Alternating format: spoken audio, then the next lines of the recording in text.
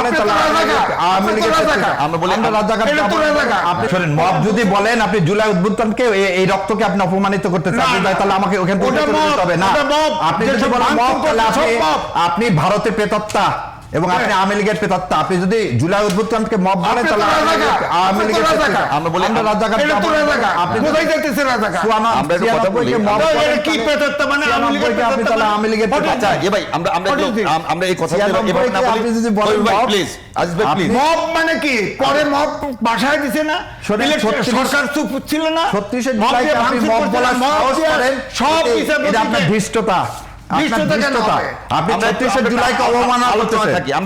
আপনি অবমাননা করতেছেন মব বলে। কোথায় ছিলেন 26 জানুয়ারিতে? 26 জানুয়ারি আমি একমাত্র ব্যক্তি যে আওয়ামী লীগের ফার্স্ট 5 বছর থেকে 5 তারিখ পর্যন্ত আমি টকশো করে তাদের বিরোধিতা করছি এবং এই অভ্যুত্থানের পক্ষে ছিলাম। আজিজ ভাই, আমরা মনে হয় যে আমরা ব্যক্তিগত আক্রমণ না করি, আমরা একেবারে মব বলা যাবে না, এটা অবজেকশন দিচ্ছি।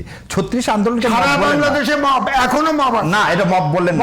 মব বলেন আমাদের প্রতিষ্ঠান, টেলিভিশন, পত্রিকা। আন্দোলনকে মব বলে আপনি ইয়া করতে পারেন না।